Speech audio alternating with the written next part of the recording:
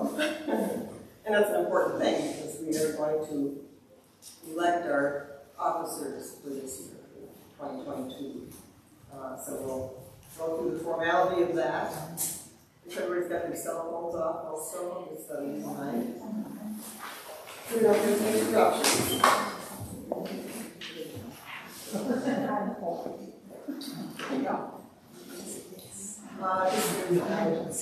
I printed out my copies of the agenda, so did anything.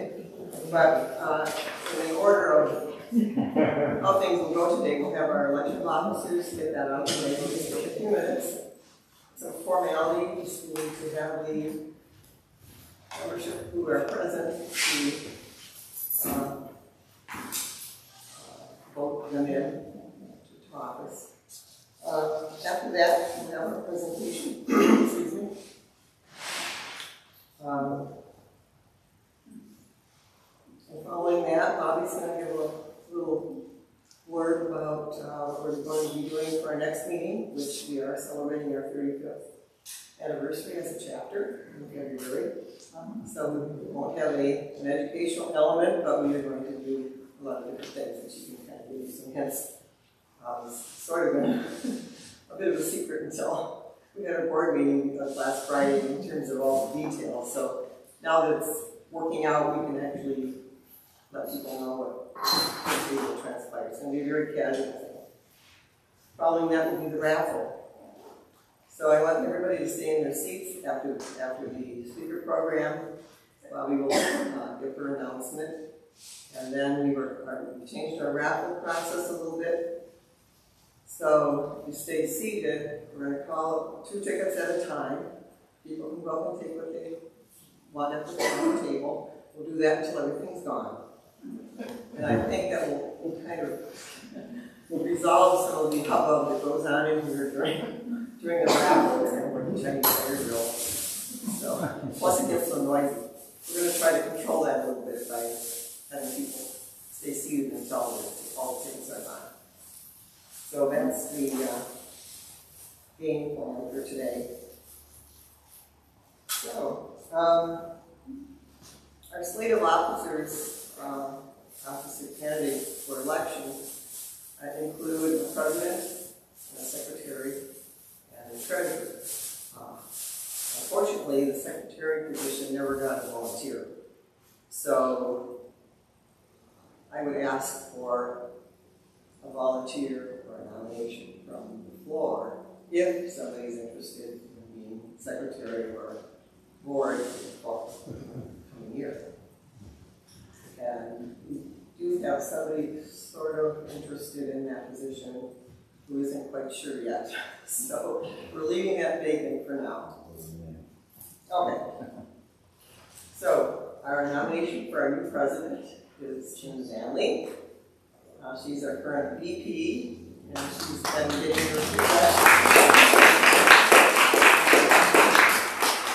getting her feet wet, working her way up. So she's ready to take over, which I appreciate tremendously because she's really taken a load off of my mind. She's been a member since 2018. Our treasurer, who isn't going to be our new treasurer, but our ongoing treasurer, as I said the other day, she felt like she's been treasurer forever. It's in the blood. So she's our nominee for treasurer. She has been a member since 1994.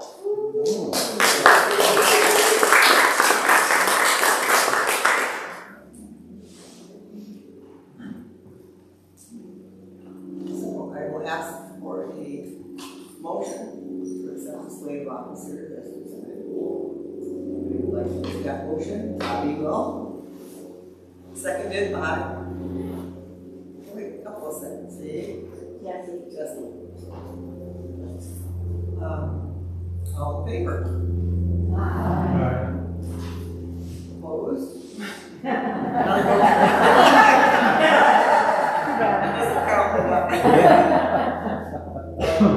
So, motion has passed. Yay.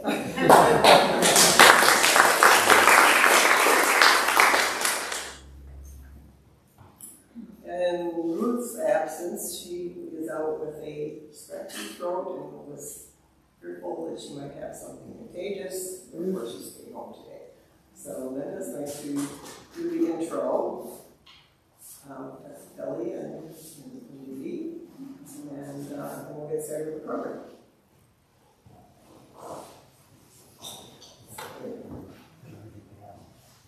However, before the program, Mrs. Lois's last meeting as president, yeah, she's been turning cartwheels if she could. Oh yeah, I'm not physically able to do that. But a little recognition is in order here. First and foremost, thank you for everything you have done for the last 14 years. And I'm sure that most of our members don't really have a clue as to what being president involves. I haven't been here long enough to know everything that you've done, but I can tell the people a few things that I know about.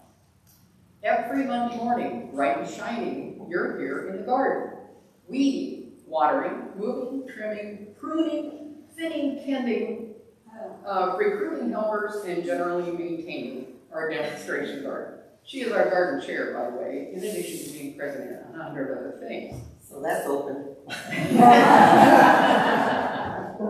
You have potted up literally thousands of seedings for our Plant Native Day events, and in fact have planned to manage that event for years, arranging speakers, contacting nature organizations to participate, and ensuring that all runs smoothly. You maintain contact with other organizations through an incredible number of communication channels, which I think I'm going to inherit, sharing information and staying in touch on important issues regarding conservation. Using a lengthy process that you personally have perfected over the years, you send out mass emails several times a month to notify our members of those issues, as well as of the plans of our like-minded friends and our own events. You put out fires and hold hands when conflict threatens, smoothing ruffled feathers and drying tears. You track volunteer hours, one of the worst jobs I can imagine. And I know because she tried to teach me. That's awesome. The Cumberson State FNPS system has 10 input fields, 17 categories, and 17 different activities within those categories. You told the board last week that each entry requires 30 mouse clicks to enter a draconian system. Multiply that by the number of people who report hours and the various activities they report, and the result is staggering. You recruit people to fill positions on our board of directors, perhaps the most challenging of the many tasks. All of this, of course, is in addition to just being president, planning and heading board meetings, and presiding over membership meetings. Ladies and gentlemen, she is a tough act to follow. Nothing we can do could thank you enough, but we want to present you with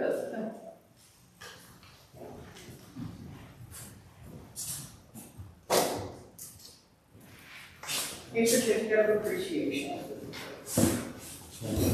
for everything that you have done. Come on, go ahead. You have to pick this all up right here. Thank you. Like that.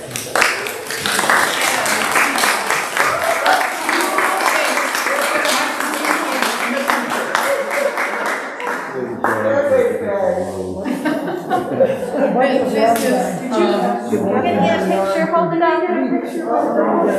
Thank you. This is about 50 lawn bags. She has been cleaning up her yard after being gone for 7 months, and has been talking about how many trips and how many lawn bags and all the trips to Home Depot to get more lawn bags. So we thought, well, this might help. Stickler for detail. That was a very detailed presentation. We have just about burned up the internet. Communicating back and forth by email and consulting with each other as she transitions into this position. So I appreciate every minute of that. Thank you very much.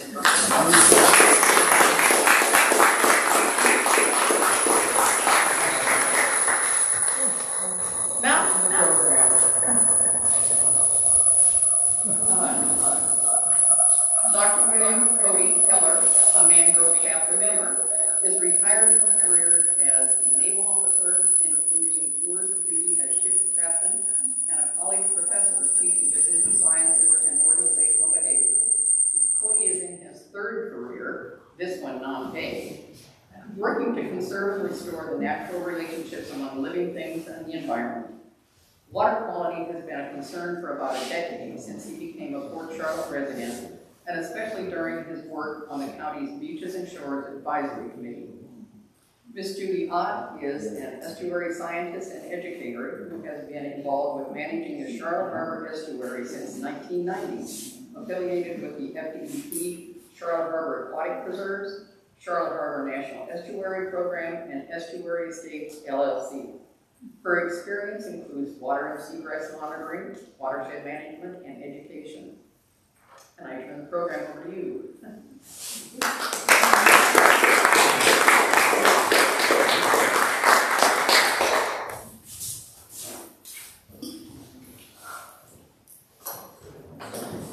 First of all, thank you all for inviting us and giving us the opportunity to present our message, which it says it on the slide here. We think that we know that we live in an exceptional place, especially because of the estuaries and the interior waterways. And we believe it's under threat. And we've developed some ideas over the last couple of years, and that's what we're here to carry on again.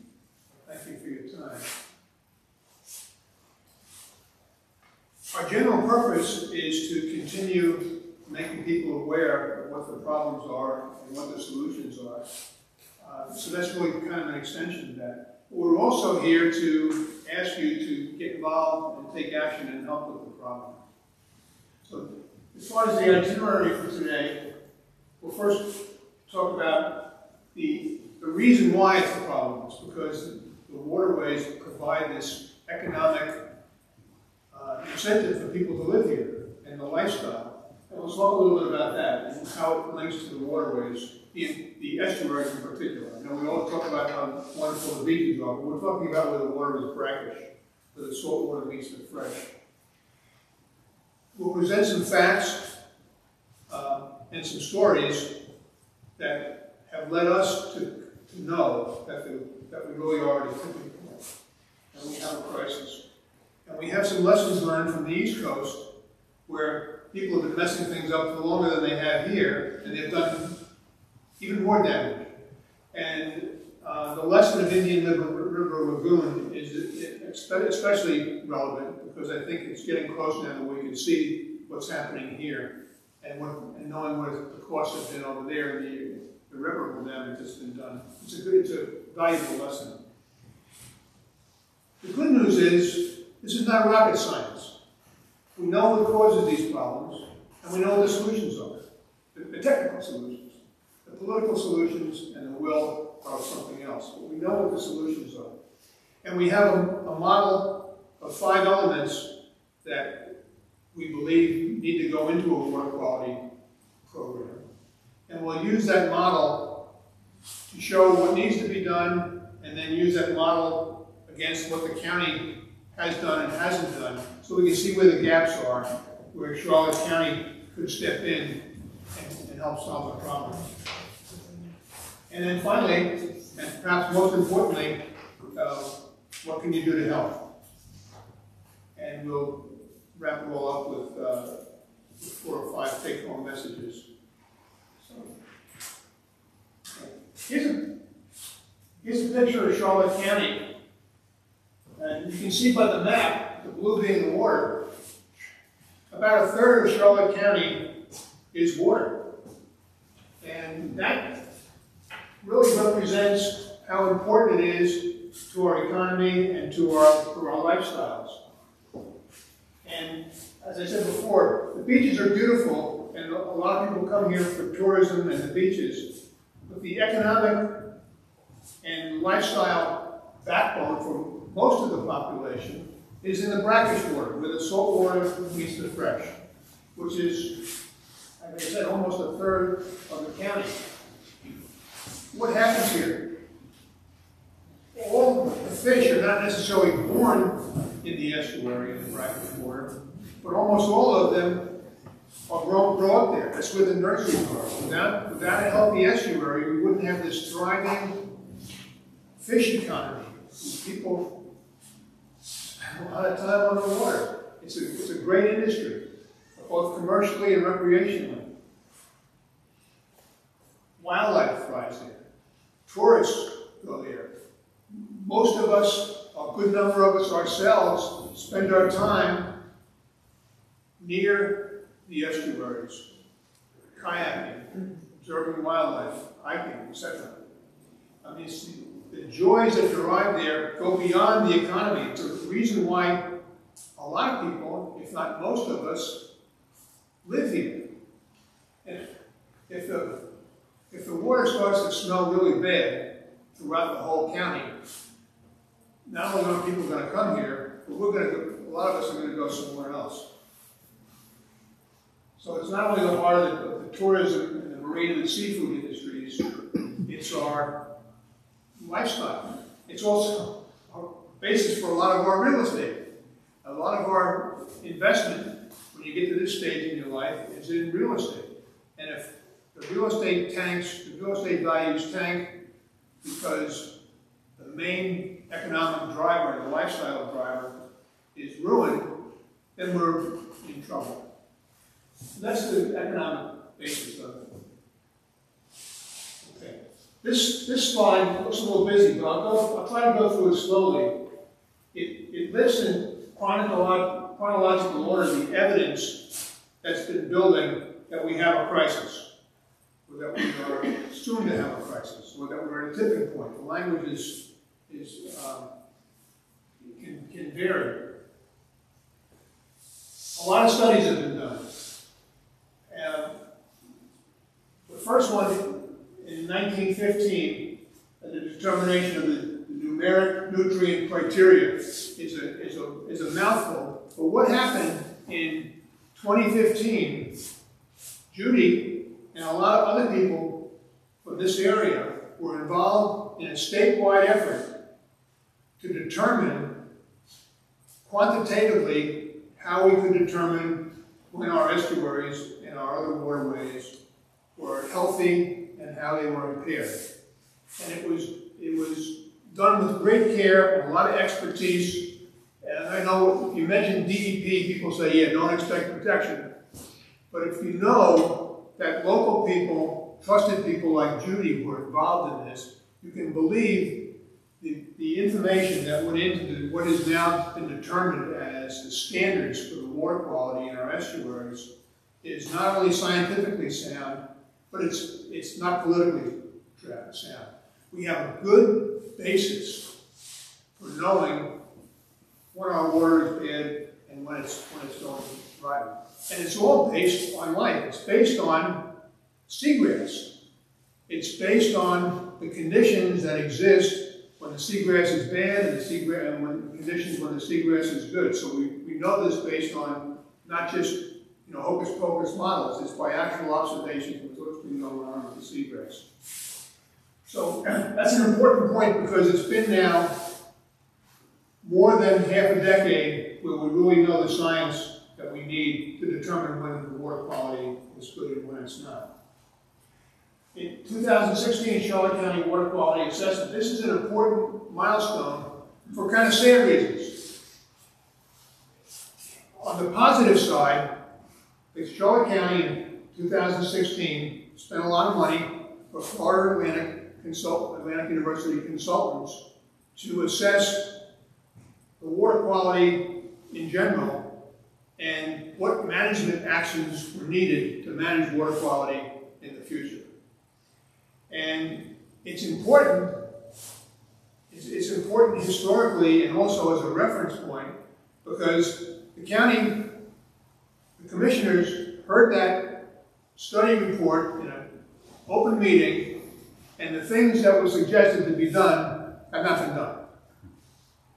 So but it's good because we know a half a decade ago, when people like us get involved and say what needs to be done, it was a good reference point. And what Florida Atlantic said almost a half a decade, or more than half a decade ago, is just as relevant today as it was then. Okay.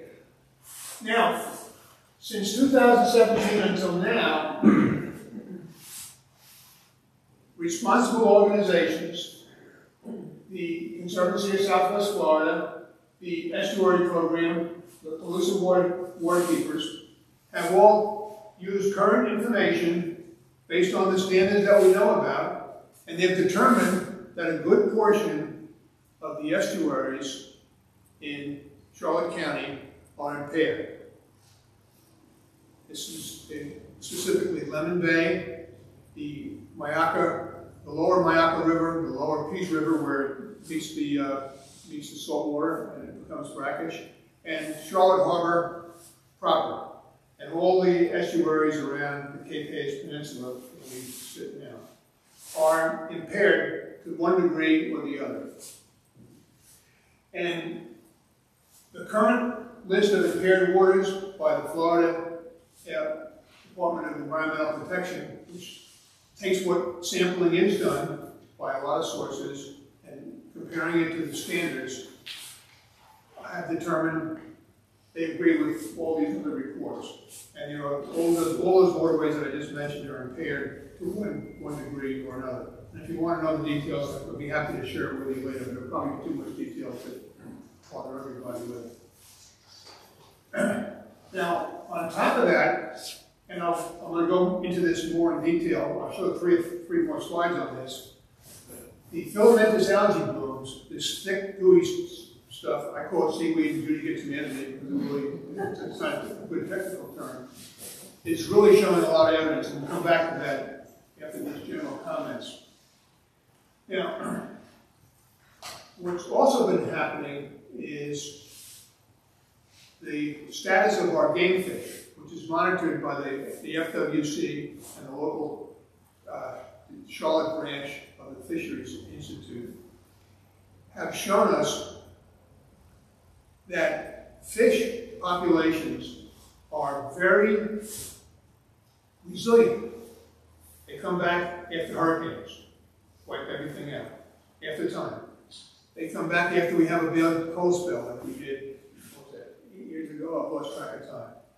We had a really bad cold spell, a lot of fish died, but they came back. Fish come back after red tide. It takes a while, but they come back after red tide. A lot of them are killed, but the species survive. The sad thing is, long-term nutrient pollution, which is what we're talking about. We're not talking about red tide, we're not talking about harmful algal blooms. Nutrient pollutions that we are getting closer and closer to being inundated with, the fish do not bounce back from that. So that's really tragic. I mean, it's bad enough with red tide whacking things and cold spells killing fish, but if we do what's happened in, like, say, Indian River Lagoon, where the water, the estuaries are impaired with nutrients chronically, the fish can't bounce back after that. So, I keep talking about Indian River Lagoon, and I'll mention it quickly here, and we'll come back to it again soon. Indian River Lagoon has had all of these things happen. It had decades of degradation of water quality, had massive filamentous algae blooms, and they have not been able to recover from it. And that's the tragedy that we don't want to be doom and gloomers, but that's what we can see with our crystal ball. There was an excellent op-ed written last March by Dr. Aaron Adams, who works with the Homefish Department Trust. And maybe some of you have seen it. I think it's is Charlotte County the last domino to fall, or the next domino to fall? Aaron described growing up in Charlotte County, very close to Cape Hayes here, and living and fishing as a kid, as a young man. And then he moved away for 12 years. So even though he was in touch with his family and everything, he was not physically here for about a decade. And he came back, and he got in his kayak, and he went to go fishing, and this is what the op-ed is about. And you should read this because it's really elegant language. He was devastated. He describes what used to be seagrass flats, where he would fish and wade and take his kayak, that was now either open sand or thick algae. And that's not a scientific determination as these other studies were, but it's a good story to kind of put it all in perspective.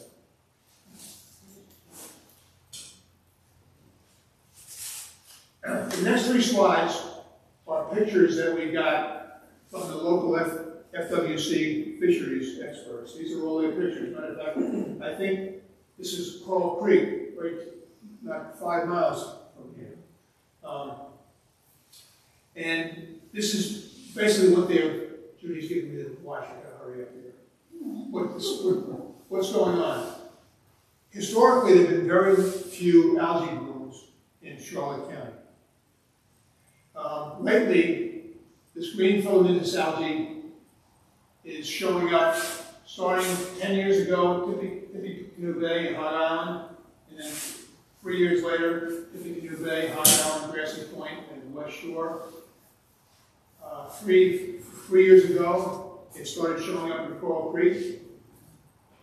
And then on the eastern shore of Charlotte Harbor now, we've had almost continuous algae blooms for the last 3 years. And that's gone all the way down to Matlacha Pass. And it's in shallow and deep water. Here's a map of the areas that FWC has described. You can see it's almost everywhere in the estuary and then down into Lee County.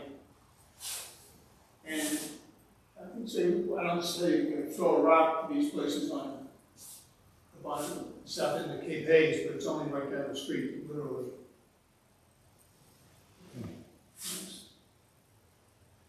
And the longest algae bloom has been on the East Coast for 3 years, as I said. At times it's covered most of the eastern shore, and it goes all the way from the more inland shallow waters out into deep water. 3 meters, 9 feet is deep water where we are. So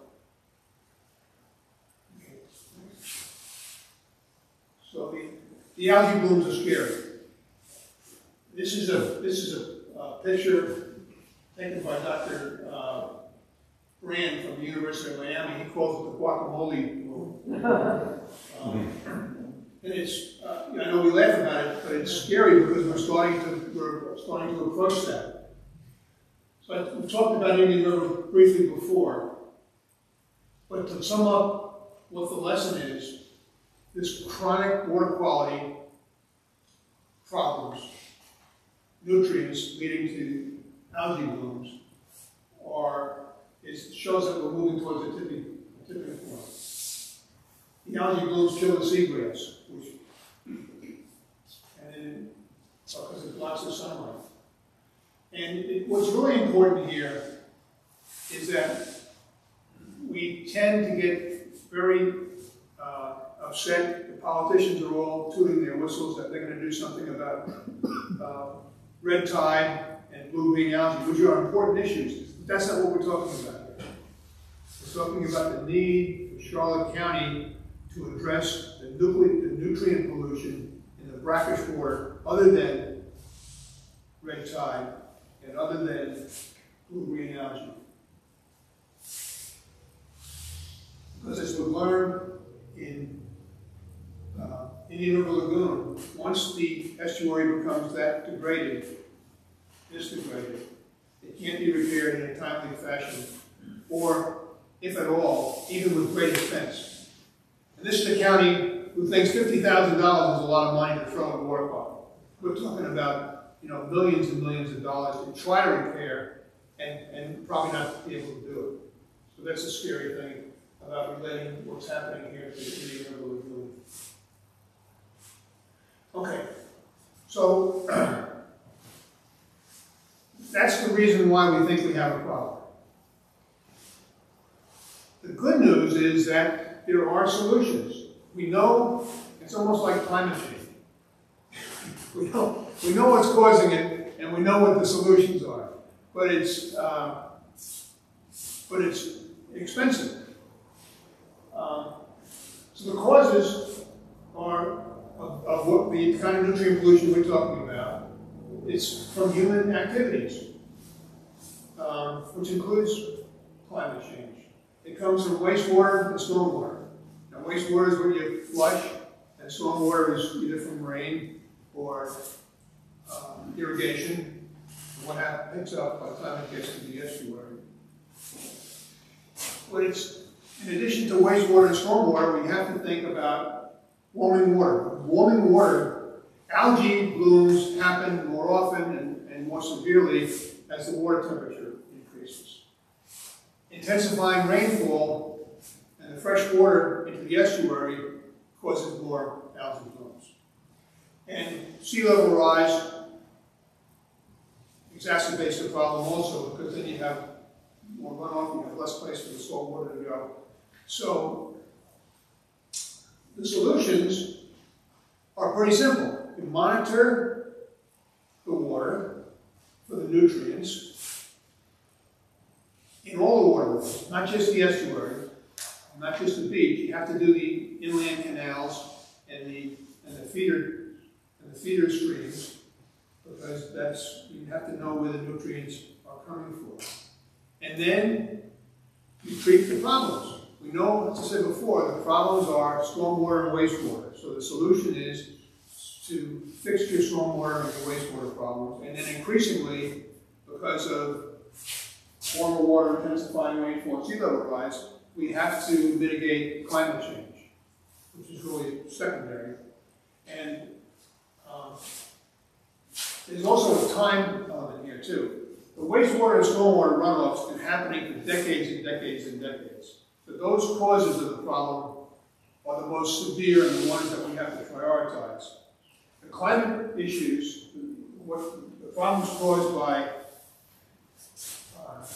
increasing temperatures and global warming, are going to be more severe in the future, but they're less a cause for the problems that have been building up for the decades.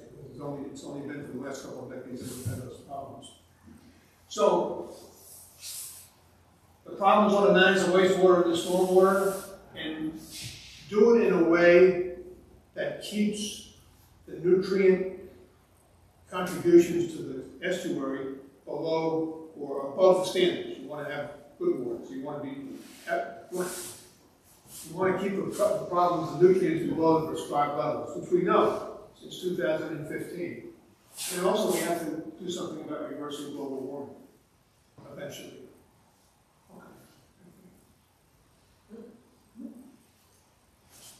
Okay, so now we've covered what the causes and the solutions are to the technical problem of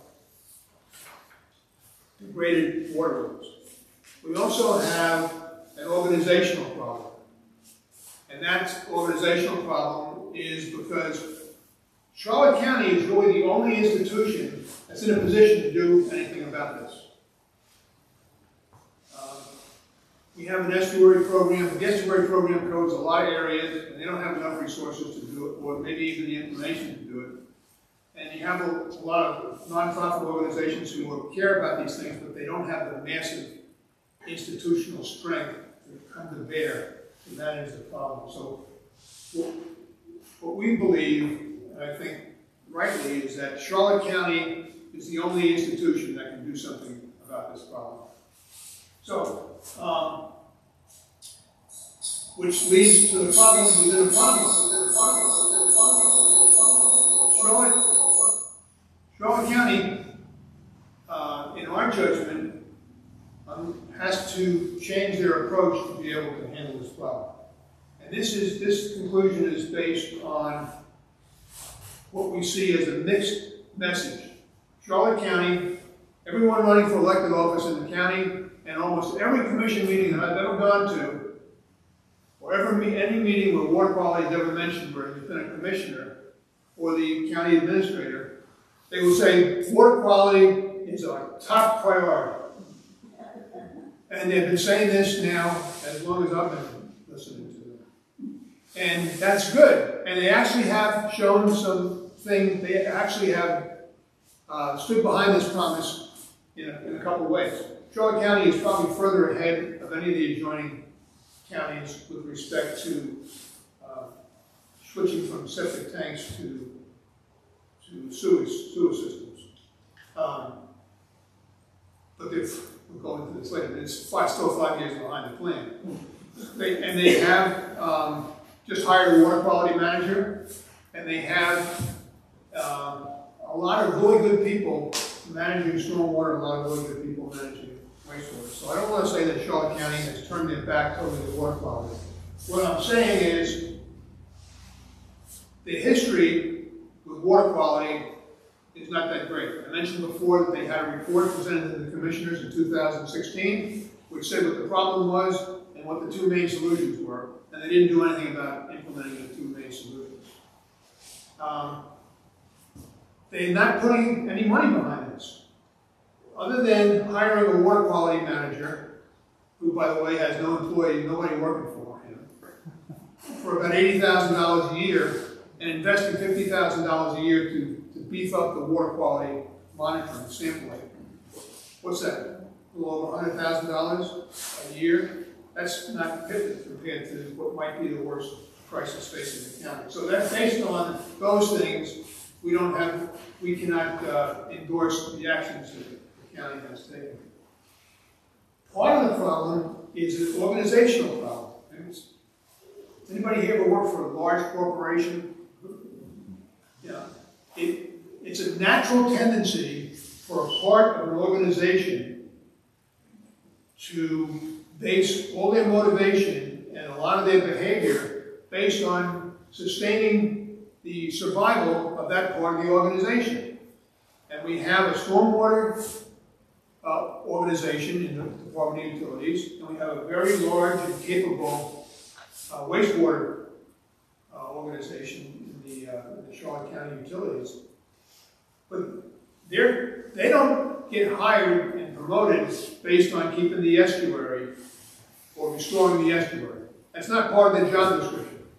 Their job description is to make that department look good and to function well. So there's not a built-in organizational system in Charlotte County that's going to cause the estuary to get well and stay well. It's just people are in silos working on related, but things that are not directly related to or directly causing the estuary to heal. Okay? And lately, it's become apparent to us by listening to what the county is doing, is the current leadership of the county has neglected, ignored, we say, disavowed natural processes. The county, I sat in a meeting with the county administrator, and she explained to us that the county is working towards fighting climate change.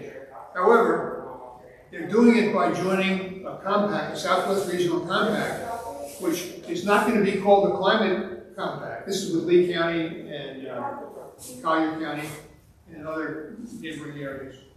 We are going to call this a Resiliency Compact because we in Charlotte County are not going to identify or even talk about the causes of global warming.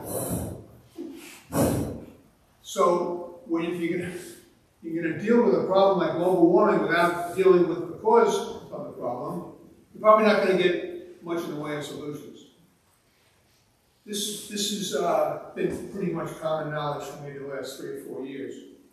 Within the last year, the county has committed to supporting a project to dredge into the aquatic preserve and state park.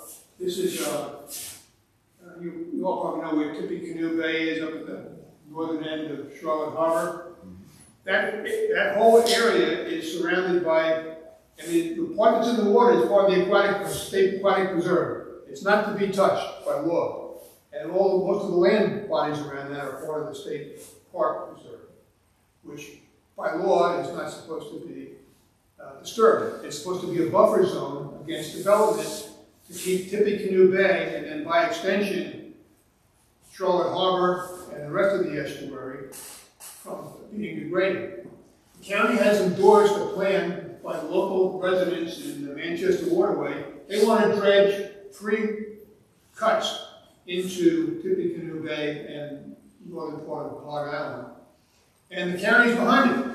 Not once has anybody at a meeting stood up and said, wait a minute, there's a reason why we have a buffer preserve. It's supposed to preserve the natural elements of our environment. But no, they haven't. And in fact, they're literally saying at county meetings that this is good for the environment because it'll flush all the bad water out and put more fish into the Manchester Waterway. So it's astounding. But it's just another, I don't want to get too excited. I happen to live right there. And most of my neighbors want to do it. Anyway, but it's not that issue that I want to pick on in particular, though I'll come back later and suggest you might want to help do something about that. It's the county has been very explicit in the last 4 years that we've been watching them closely about disavowing any responsibility for protecting or preserving the natural world. Okay, so what we'd like to present now is this model of the 5 things that we think are necessary for a program to manage water quality in a county, or anywhere for that matter. At first, we'll talk about the 5 elements in a theoretical sense, why they're important, and then we'll shift over and talk about how the county matches up with respect to the five elements. So we have water quality, wastewater, stormwater, supplemental programs, and educational awareness. The water quality monitoring and reporting is the primary element. You have to sample the water, you have to send it to the laboratory, you have to lay all the data and the results out on graphs and interpret it and see what that means.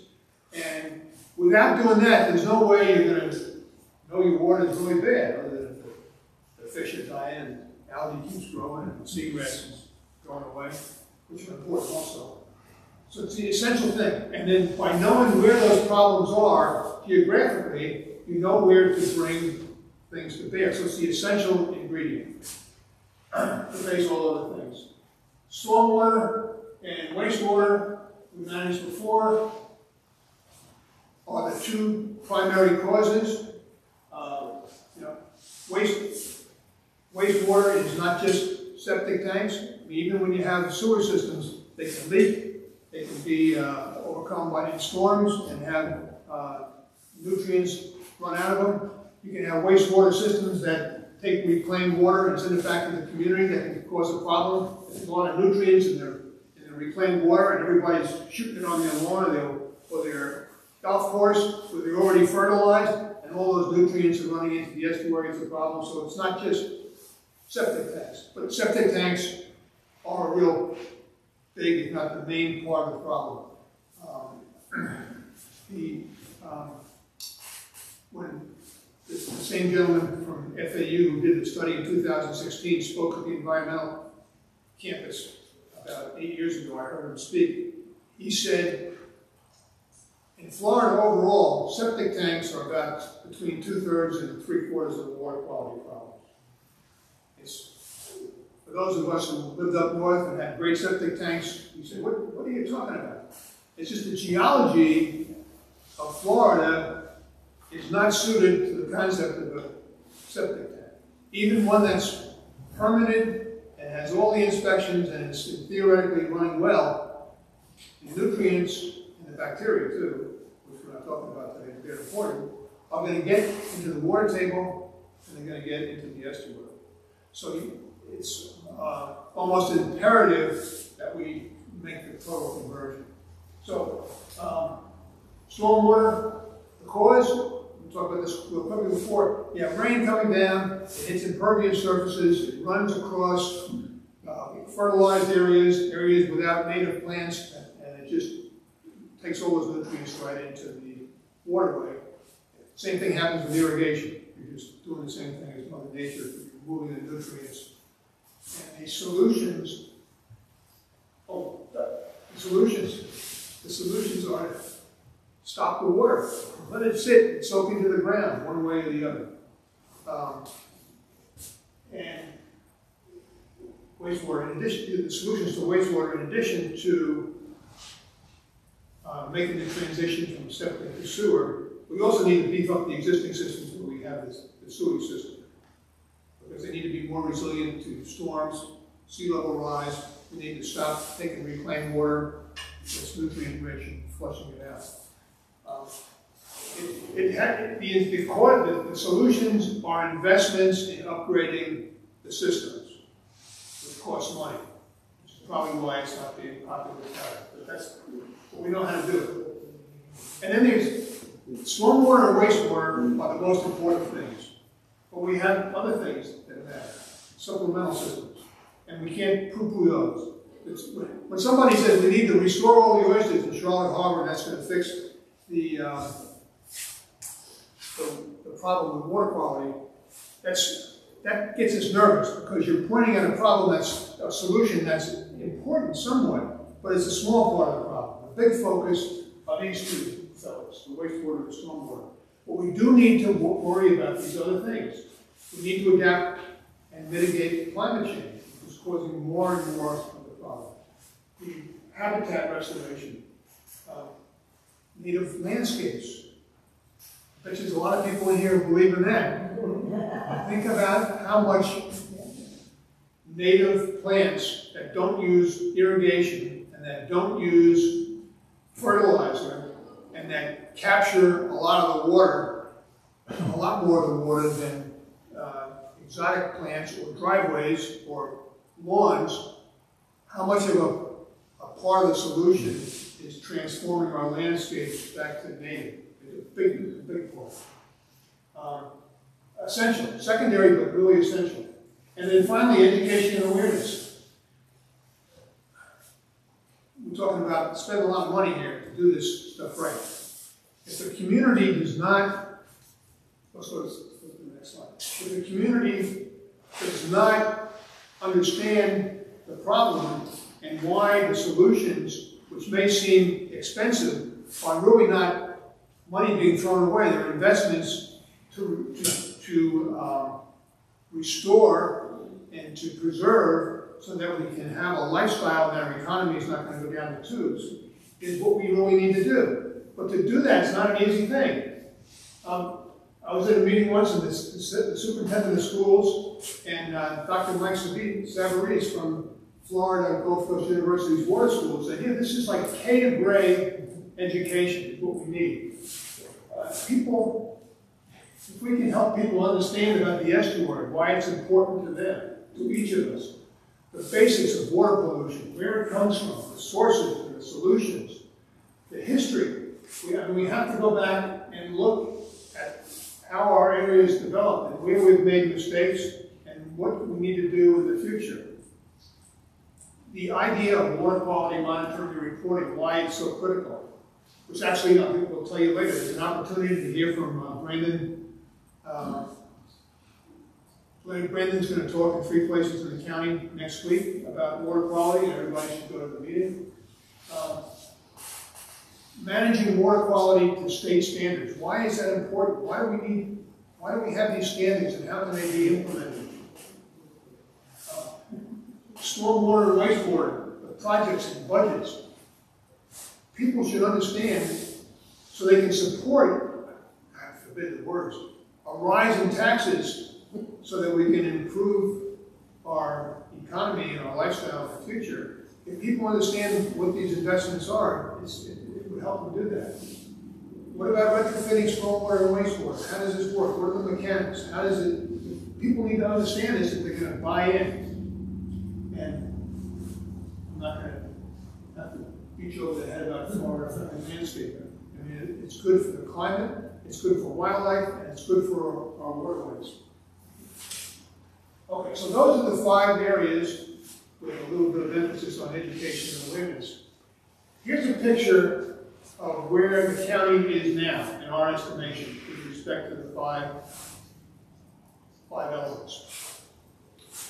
The good news is, Brandon Moody was hired about a year ago, and his first job is to create a water quality monitoring and reporting system. And he's been working like hell on this. He's got a good scheme laid out. He didn't invent this by himself. He's talked to various stakeholders. He asked to meet with Judy and I. We're very honored to do that, to review what his strategy is, and what he has in mind, and he's taking feedback. He's going to have meetings in 3 places in the county starting next week, and I'll give you a slide on that later. So that's really good. It's a very positive thing for the most part. He hasn't been given much money. The 3/4 of the money that's going to go to this project was already allocated to the various MSBUs in the county. So it's really the county commissioners have authorized spending other people's money to do this project, and they've given Brandon $50,000 additional for it. Okay. Wastewater and stormwater, I mentioned before, these are 2 very strong organizations in the utilities department for stormwater, and for wastewater, and in the public works department for stormwater. A lot of really good people. They do not work for somebody who's trying to improve the estuary. There's no connection. Their job is to make those departments work good, which is to some extent okay. Where it's come up short is they're not working to do the estuary. In terms of wastewater, I think I mentioned before, by the reporting of the Charlotte Sun, the master plan for conversion from septics to sewer is 5 years behind schedule. And there are areas in the county, like in the Manchester Waterway, around 50 Canoe Bay, where the county now wants to cut through into the aquatic reserve. There's no plan to convert those septic systems. So from our view, there's not much to be celebrated from in the way of wastewater. They have committed to improving reducing the amount of nutrient in the reclaimed water, which is good. They have announced plans to beef up some of the wastewater plants for resiliency in the case of storms, which is good. Septic to sewer is not doing that. Stormwater management. I'm not aware of any changes in stormwater other than business as usual in terms of adapting new standards to take into account the more likely amount of rainfall from increasing storms, from global warming. It's business as usual. It's still in the red area. Supplemental resource management. I mentioned before, the one thing that should be in there is mitigation of climate change. And I mentioned before, I think the county denies any of the causes of global warming. So there's no action in that regard whatsoever. And education and awareness, we're not aware of any new action to take. Matter of fact, when I first moved here in 2004, there was a course that was offered for new residents where you could go learn about these kind of things. I don't believe there's any more new resident courses. Okay, so this looks like a very busy slide. But what it's designed to show, remember in the 5 elements, we have the nice yellow area where Brandon Moody's creating this water quality management program. There's going to be a lot of data collected about the water quality in the various portions. The issue is, what do you do with that information? And what we're suggesting is not something that we invented. We're suggesting that we do what was in the 2016 report that came from Florida International University, which said, you take that information, and if you're not meeting the water quality standards, then you do something. You improve your wastewater, you improve your stormwater, you improve your habitat, you do what you need to do so that you are meeting the standards. And that's what this, it's a flow diagram. Remember, my degree is in decision science, so I have to do something with that, right? So here's the water quality monitoring program. The information is brought in, and you have a corporate decision. You look at that information, you ask, is it meeting the standards that were set by all these smart people, including local people, in 2015? And then you also look at macroalgae and seagrass and fisheries. If things are not looking good, then you take action. You invest. You raise taxes. You spend money on stormwater and wastewater improvements for the most part, and your supplemental programs, so that eventually the standards are being met. But meanwhile, here's the most important part, is because it's a monitoring system, but it's also a reporting system. You let the public know with transparency what is happening with the information you have about the water quality throughout the county, and what programs are being funded, and what's being done. And you keep this, it just becomes a continuous loop. Eventually, you hope that you get to a point where you're meeting standards almost all the time, and you're not having to take any action, but you're alerting the public and the officials that things are okay, and here's how we know. So it's a science-based approach based on state standards and a good water quality monitoring program.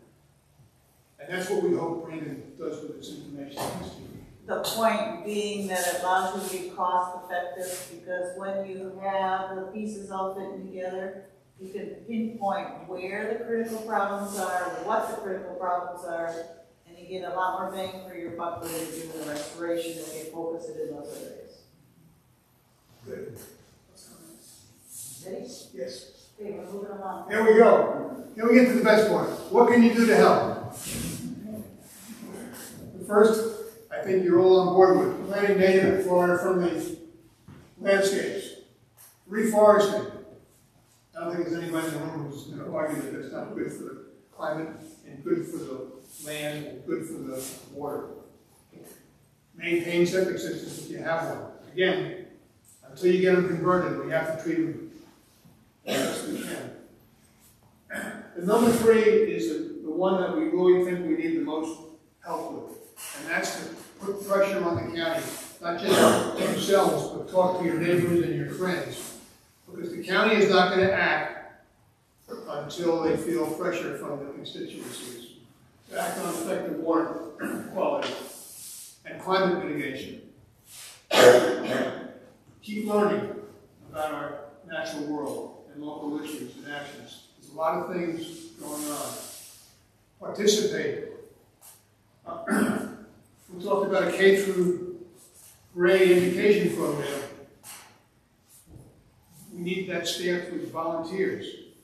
Not just people to teach, but people to create the curriculum, people to get together with local organizations to create these programs, because they've evaporated. The local school systems need input, that this needs to be part of the problem. Science and political action activities. You can be a water quality monitor. There are political actions. You have some more suggestions for those, Judy? Okay. But the main thing is to take action. We need to encourage the government in Charlotte County and the agencies within it to make good decisions. To follow this process that we talked before, to create, to invest in the systems that we need to do here.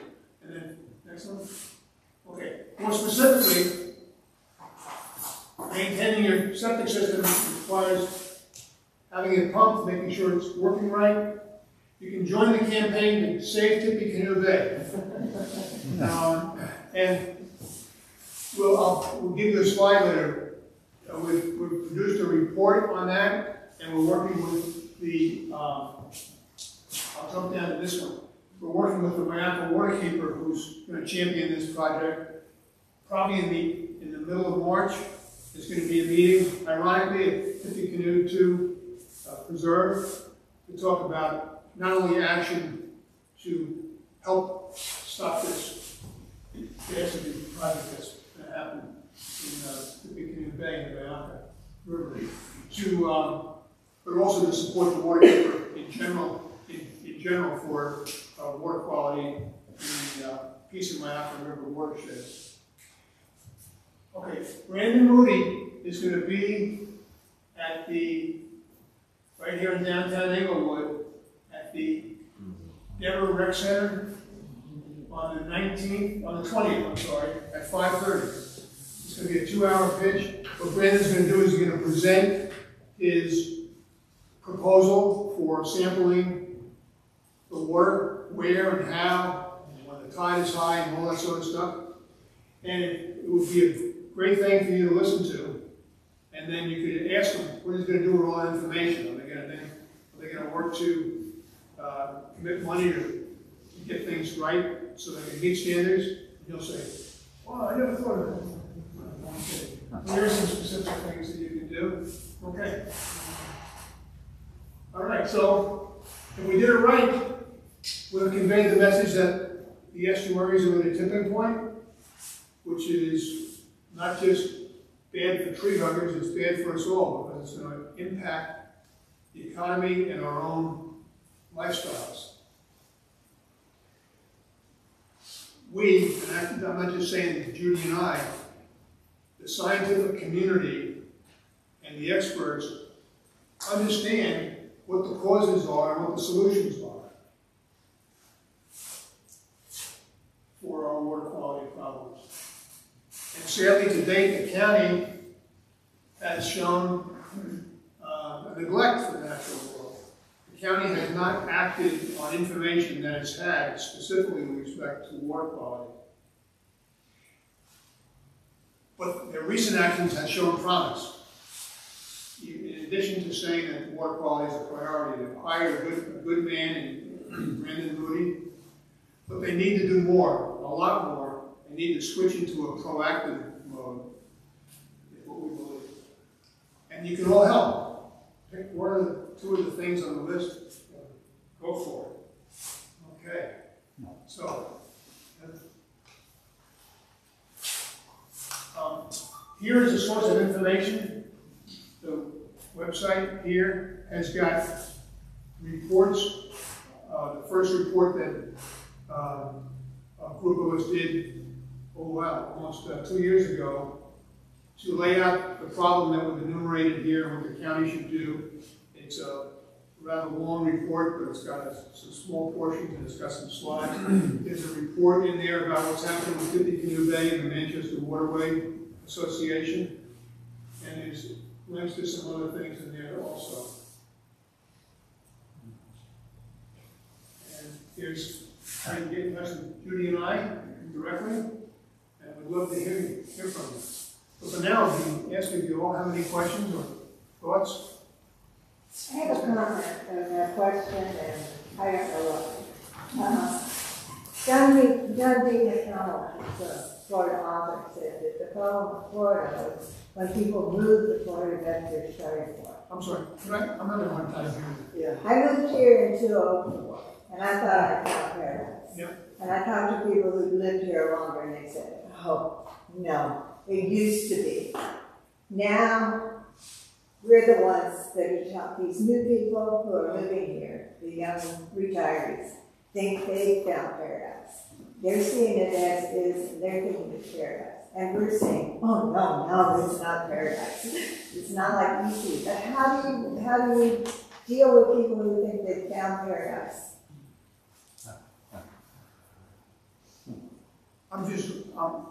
The perspective that you just gave was very enlightening to me, because it's really saying, in addition to how we educate people, it's saying that our standards have slipped.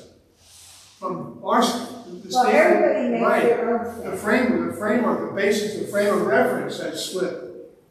In the, 2004 rings a bell with me, that's when we bought our property in Port Charlotte. You have something? No, Brian and I have that conversation all the time. Gerald, is there still a new resident program here at Czech? A new resident program? New resident program that builds on the new resident program we used to have years ago, 30 years ago? Okay, so add that to your to-do list. There's a lot of value because there's new residents that come in all the time and they bring that perspective with them. I mean, I drive over the causeway going to Boca, Yeah. and I'm sick. Yeah. The new people are driving over the causeway going to Boca to me. Which is why the K through 12, that, much as that is a new term to me, why that education is so important. Because people do move here, they are care. I really believe people do care about where they live. But they need tools, and they need some science, and they need leaders for sure. And one of the really strong roles that an organization like Czech can play, that a government organization can't play, and that an organization like Native Plant Society, is that you can do things that agencies aren't allowed to do. And you can fill gaps, and you don't have to wait for grants, you don't have to reinvent the wheel, you can move forward on what are just the basic issues and what are some of the basic information that's been around in the past. And it's a whole new audience. It doesn't matter that maybe the cool little checkbook that Bobby and Monica wrote 30 years ago is 30 years old, it's still relevant. And so that's one of the really important things that people can take action on. It might not be something you can do yourself to educate groups of people, but you can definitely participate in motivating your neighborhoods, your school, your community, elementary schools, in doing that education process, because that's one of the bottom lines. In order for all this stuff that Coty's talking about to take place, we have to educate at all those levels up, because it isn't just elementary school, the new residents are up, the grades. So we're never too old to learn something new and take action. And I really believe in a partnership of different age groups teaching each other, both ways. I can imagine this as being a great venue for the new residents who see a poster downtown or at the beach or something. Come to the Native Plant meeting room, once a month and learn about our natural history and what you can do to preserve our lifestyle. So the answer to your question is, I think we need help. The community needs help in reestablishing these programs to teach exactly what, that could be the opening lesson. Where somebody from 2004 and somebody from 2021 would compare their perspective, and you can see the change and the difference between the two, and then project what's going to be like in another 10 years, unless something changes. Great. Thanks for driving that home. Good. I just have a comment. It has to be driven from the county level, because when I moved here, the builder said, "Oh no, we have to put sod down. County demands sod." And I'm like, "But I wanted to put natives down." "No, you can't." So why can't we get that changed? What would we need to do to get that changed? Well, that's the job, is to I think go back to the slide before, is to tell the county what we want them to do.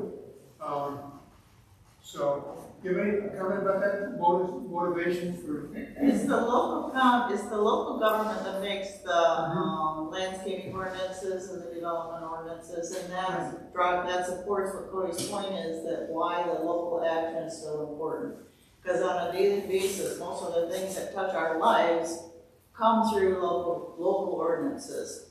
And so technically, you would think it would be easier for us as the citizens to be able to talk our elected county commissioners into changing these ordinances and putting them on a book. It wouldn't have to go through the state legislature, wouldn't have to go through the federal, may or may not have to go through voting on a local level.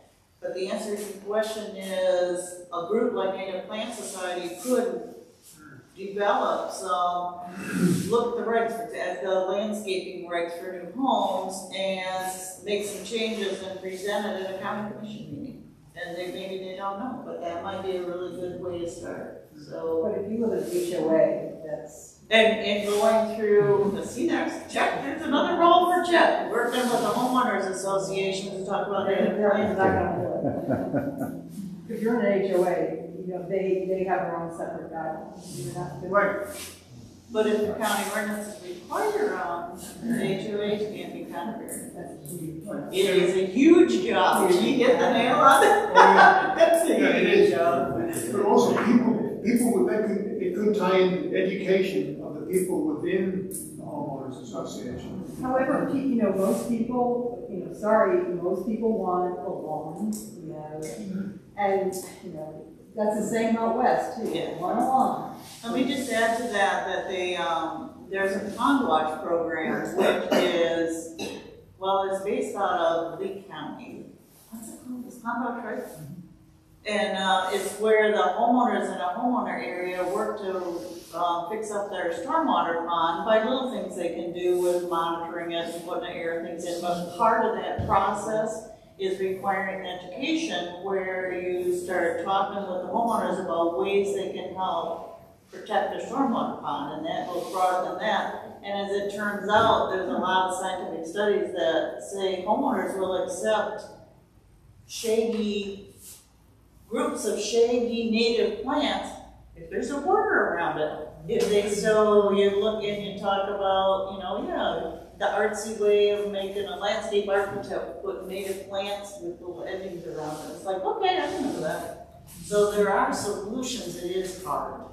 And it takes somebody in the homeowner association to make a step to find out about a pond watch and go from there as an education tool. Does that Do you make live in a sense? homeowners association? Pardon me? Do you live in a home, do you have an HOA?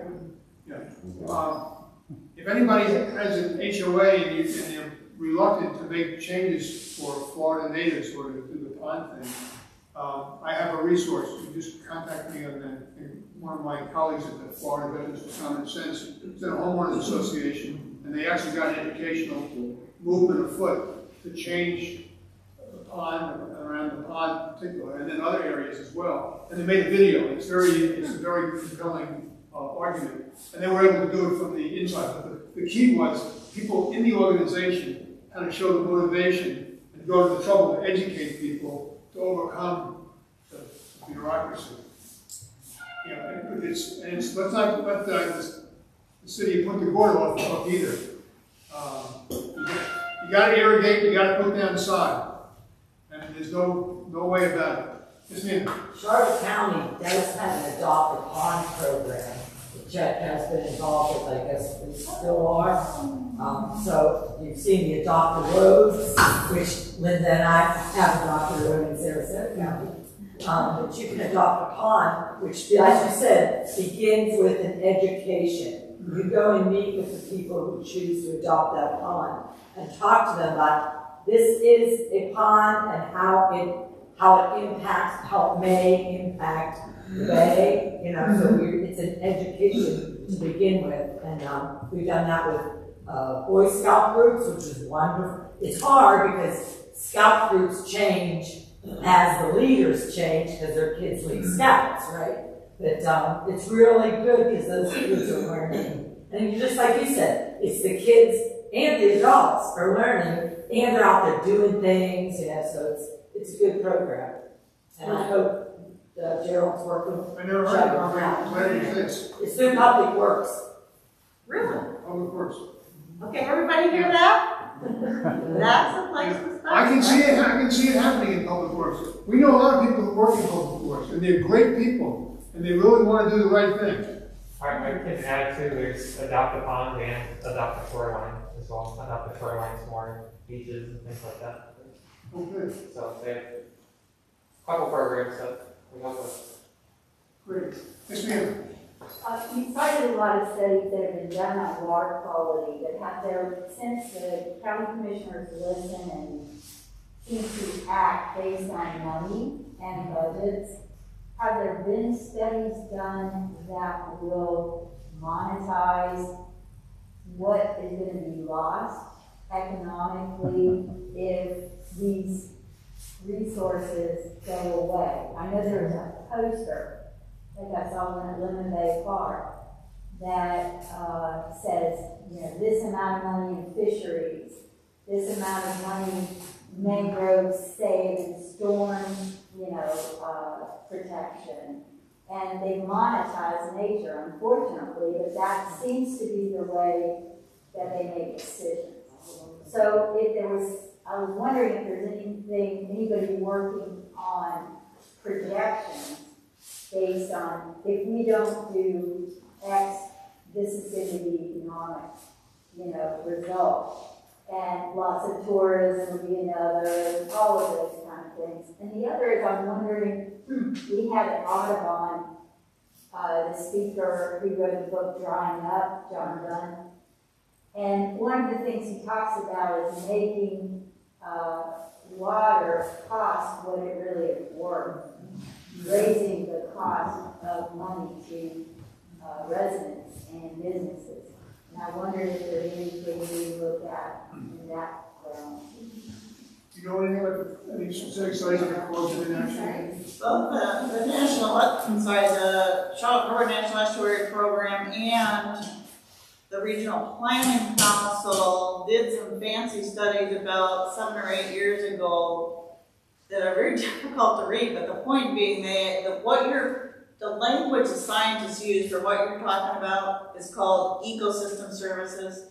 And what it does is it does put a value on wetlands. There's different categories. It could be like estuaries and wetlands, I can't remember exactly.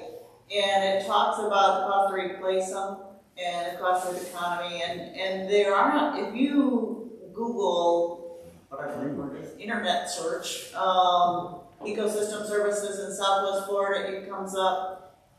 However, that poster you're talking about at Lemon Bay Park is a better way to convey that information, and I wish that was something that we could convey to our elected officials better, because doing these long reports like are online are great for the scientists, but nobody understands what the hell they mean.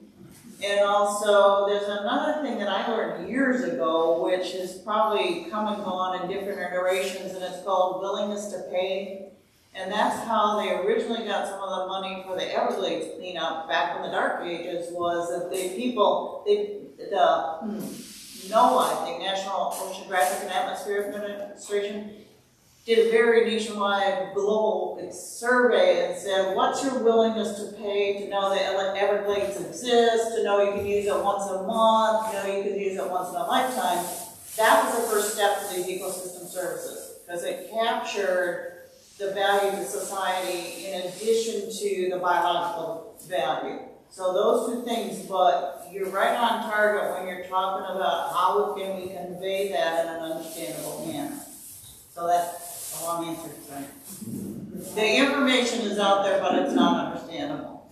So what we need is somebody, for example, like Coty, to go in and take those complicated issues and turn them around so they're understandable. And I think, you know, we've done this in actual North Carolina. One of the things we do is have story circles, and they link specific issues to stories from old timers.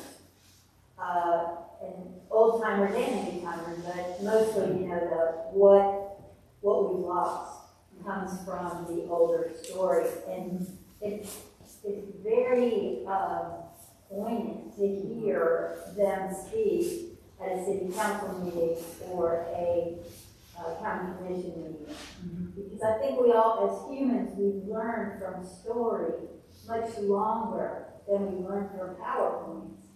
Oh, and definitely. it touches us in a different way. Yeah. Yep. So it's exactly the same message as the, you know, when I moved here, it was cool and now it's not. That's kind of the same message. Only the old timers are the ones that are telling what it was like them. And to be able to take that concept and write a story about it and convey it. Oh, wouldn't it be cool to have some high school or college kids going to talk to the city commission and tell a story that I talked to Grandpa and this is what he said? That'd be cool. And at the same time, the water quality project that I was on with you for decades ago, can they use that data to see how good or bad we are at this point? Good. I paid her to make that comment. So there's another tool that is excellent that any of you can use, and again, it takes some cup of coffee or beer sitting there looking at it. If you do Water Atlas, Florida Water Atlas, it brings you up to an amazing website that's coordinated by University of South Florida, and you can click on a water body and it will tell you the data that's available, and almost too much data. And you can pick, do you want to know the nitrogen and phosphorus like Coty's talking about? Do you want to know how clear the water is for the seagrasses? Do you want to know if there's oxygen for the fish? And it'll tell you the historical record of that data. And it'll graph the data for you and you can give it to your county commissioners. And my boss at the National Estuary Program used to use it all the time, and yet you can do it yourselves. And if it's too complicated, the staff people there, they respond like in an hour. They say, oh, I can't figure this out. And they say, oh, no problem, honey, and they send it to you.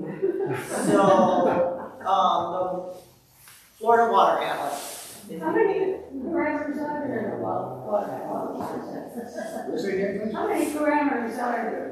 What's the number of things tested in a water quality? Yeah, I'm going to give you the short answer, and Coty's going to go on a little long answer. What are the standards for the estuary, just for the nutrients? So Judy will give you the general picture. The idea is to capture, I mean, they monitor for 1,000 things. If you go into the state regs, there's got to be 200 different chemicals on what they look like. The goal is to figure out which ones tell you how healthy your estuary is. You want to know how much oxygen's for fish, right? You want to know if there's bacteria for humans, right? You want to know if there's sunlight for the seagrasses. If there's not sunlight for the seagrasses, why not? Is there algae blooming? One of the parameters is chlorophyll, which is what measures algae. Is there a chlorophyll bad? Why is the chlorophyll bad? Then you look at the nitrogen and phosphorus, and that paper that Coty just gave you was the 2015 nitrogen and phosphorus quantitative standards. It didn't exist before that. You used to have to say, oh, there's an algae bloom, there must be a problem. Now they can say, there's an algae bloom, these are the nitrogen and phosphorus numbers we're aiming for to make the algae bloom go away. I'd like to suggest that you don't need to collect a whole lot of data and do a scientific study to tell the commissioners that we need action now. We know from the studies that were posted before that are well documented that the water quality is officially impaired and it's going in the wrong direction. When you add on top of that the recent losses of seagrass, the horrendous increase in the macroalgae, that's almost looking like a guacamole bloom. And we know that the economy is in tatters or about to collapse in Indian River Lagoon, and we're heading in that direction. But that's enough anecdotal evidence that you could feel comfortable going to the commissioners and telling them you want to see some action. You want to unlock Brandon Moody's budget and put him in control of some of these things so that the information that comes out of his well-founded monitoring program is put to good use, and that you expect to see investments in stormwater and wastewater retrofits and improvements in new development in the future. I don't think we need to study.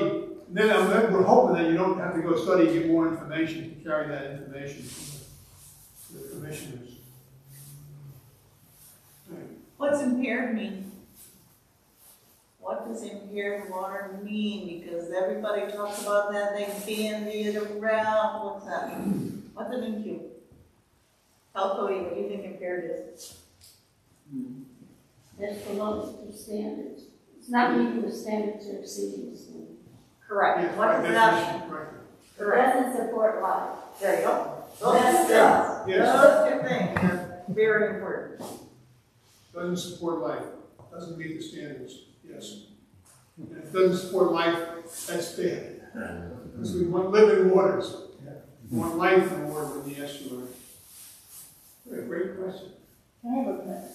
You know, in most of the reports I hear about water quality, not just here, but like on the national news, they're always blaming out agriculture. And I've always said, septic tanks, you know, and I didn't think about the gray water. But agriculture obviously is a problem here with the runoff. We have agriculture, there's agriculture up the Peace River, Okay. a lot, and, But you didn't mention that part. no, because it's not as much a problem as it is, let's say, on the Caloosahatchee or in the Everglades or in other regions in Florida. But like in St. Lucie County, you know, they're going to all, they're, Yeah. I think it's, Yeah, agriculture, both farming and livestock, have a lot of nutrients. sure. But, so they have a double whammy because I think they're much more populated than we are. St. Lucie County's not getting any water from the Coty Trill anymore, are I'm not quite sure what the latest is, you know? they? I don't think they've done it all year. Yeah. This is always an issue. What comes down the Caloosahatchee River is, as somebody said, a double whammy because it's got all the stuff that's come down from Disneyland into the Lake Okeechobee, and then it picks up stuff further south, and then it comes out from Cape Coral where almost everybody's got a septic system, and it's running right into Brian and Judy's backyard down there in Pine Island Sound. It's bad, but we're not.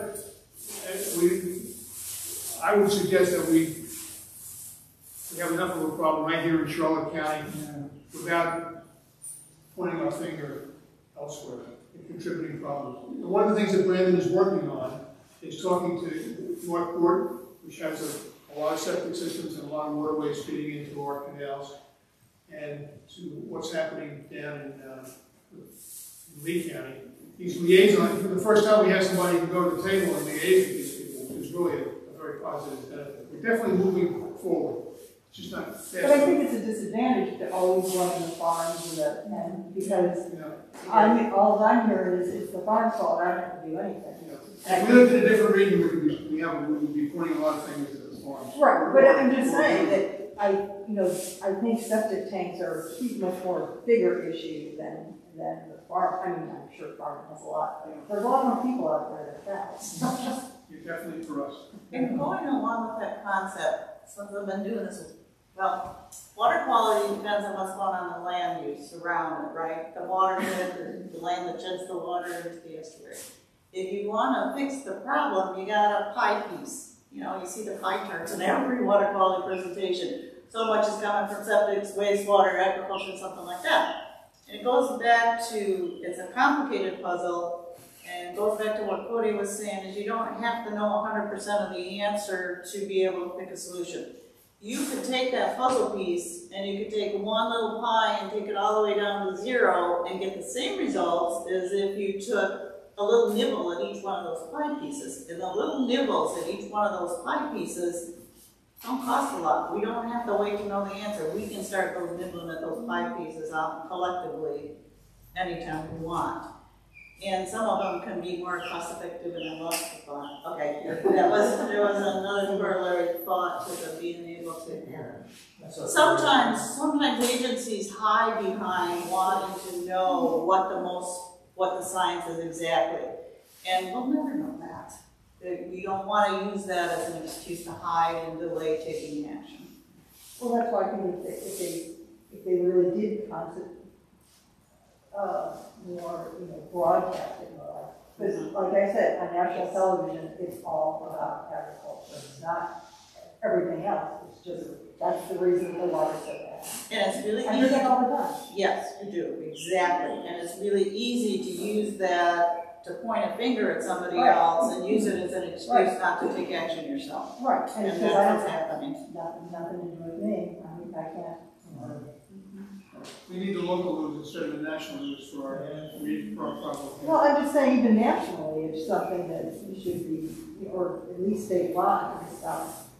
Yeah, we are concerned with the national situation, but we've Yeah, of course. with our limited bandwidth, we're focusing on the local issues. No, like, right now, you know, oh my gosh, I can't tell you how many people are like, oh my gosh. I think instead of looking at a really defeatist thing, which is watching the news every day, and you have to look at those nibbling away of those little pie pieces, because that's something that every single one of us can do something of. Okay? Who fertilizes their lawns here? Not me. Who has native plants? Let's do it. You know, there's little things. You wash your car in the driveway. You know, there's all these little things that each and every single person can do. And as you do it, and your neighbors ask you why are you doing that, you educate them. It's an ongoing thing, and that's nibbling those little pies. Can I expand on Bobby?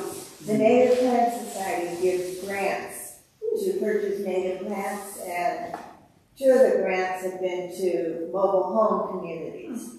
And in both those things, the initial planning has been in a central location, but each of the people tell me, you know, I didn't know anything about native plants, now I don't have anything else. And now people are coming and asking me, and pretty soon this whole little community has become native plant friendly, and that's a nibble. And that nibble could be expanded to answer the question over here about how come our local ordinances make us put solid. So there's a step towards nibbling away and getting ordinances changed to allow it to encourage native plants. I swear the city of Cape Coral requires a certain percentage of plants to be native plants. Which is pretty amazing coming from their political. Lee County is one of the only counties around here that has the highway as a wildflower-friendly county thing. Yeah, and they passed it a long time ago. People down there say it wouldn't get passed down, but it got passed there, and that's about the only place on the Gulf Coast that the southwest area county that did it.